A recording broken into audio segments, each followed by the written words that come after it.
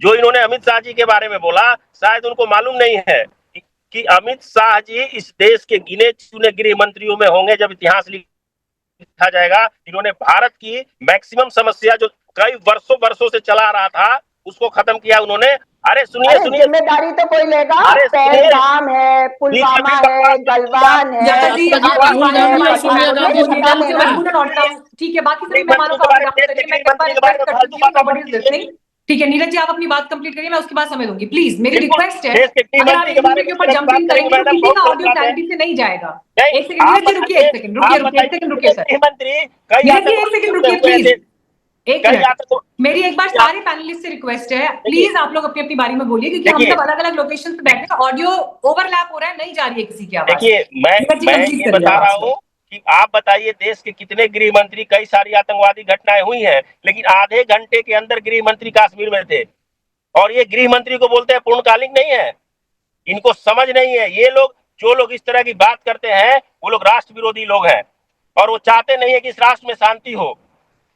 और आप सोचेंगे कि हम बैठ के सुने कि हमें राष्ट्र विरोधी चाहिए। अरे मैडम रुकिए, खबरदार, जो बोला राष्ट्र विरोधी है चुपचाप रहिए, बोलिए।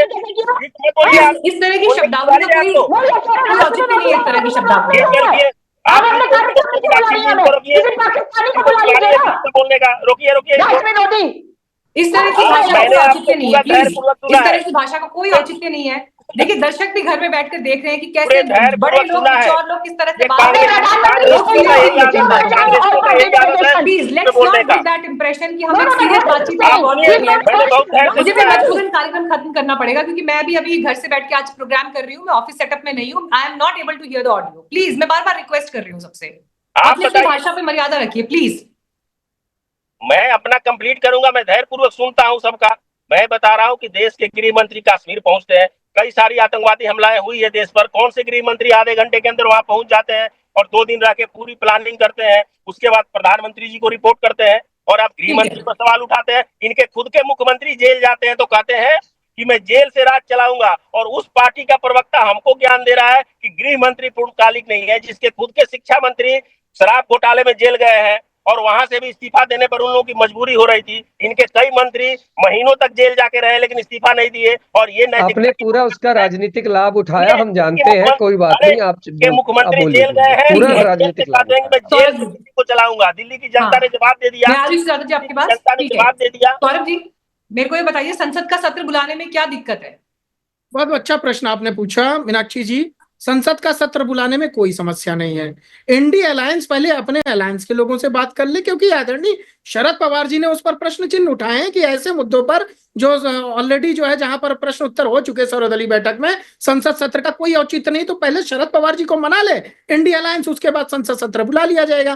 पहली बात। दूसरी बात, अभी देखिए मैं पवन खेड़ा जी का ट्वीट देख रहा था, उन्होंने हमारे जो विदेश मंत्री हैं जयशंकर जी, उनके बारे में शब्द लिखा जयचंद से तुलना की है। तो जब इस तरह के राजनीतिक बयान आते हैं, जिसको मैं मानता हूं कि ये बिल्कुल जो है जिसकी जरूरत नहीं है आज की डेट में, लेकिन बार बार इस तरह की शब्दों का प्रयोग करना और वो क्रिया के बदले प्रतिक्रिया फिर भारतीय जनता पार्टी की तरफ से आती है, तो उसमें कहीं ना कहीं फिर हमको राजनीति देखने को मिलती है। मैं एक बात जरूर बताना चाहूंगा आपको कि जिस प्रकार से कांग्रेस पार्टी की, अगर अब उन्होंने कहा अमित शाह तड़ी बात, ठीक है, तो फिर बीजेपी तो कहती है ना बार बार कि राहुल गांधी, तो अमित शाह का ही नहीं, सोनिया गांधी जी बेल पे हैं, मैंने अमित शाह का ही नहीं, पता है ना। मैं राजनीति की दोनों तरफ की बात कर रहा हूँ, राजनीति तो दोनों तरफ की बात कर रहा हूँ। आप तो राजनीति करते हैं, मैं दोनों तरफ की बात कर रहा हूँ। वो आपको बोल देंगे सोनिया राहुल गांधी जी बेल पर है, इतनी मिर्ची लग रही भाई इस आदमी पे। ये बताइए कि अगर जिस हिसाब से आपको राजनीति करनी है, अपने देश के गृहमंत्री अपने देश के प्रधानमंत्री का मजाक उड़ाएंगे, ओवरलैपिंग हो रही है। खत्म करूंगी, ठीक है सुजाता जी क्लोजिंग रिमार्क्स दीजिए संक्षेप में। जी देखिए, जिम्मेदारी तो किसी को लेनी होगी। जब 26/11 हुआ था 2008 में, तो शिवराज पाटिल जी, विलासराव देशमुख जी और महाराष्ट्र के गृह मंत्री ने इस्तीफा दिया था। मगर हमारे जो आदरणीय गृह मंत्री हैं, उनके समय पर पुलवामा, उड़ी, पहलगाम, पुलवामा और कितनी घटनाएं हो चुकी हैं, फिर भी वो अपनी कुर्सी पर डटे बैठे हुए हैं। और राष्ट्र विरोधी ये भाजपा ही है जो 1962, 1965, 1971 की लड़ाई को भूल गए हैं।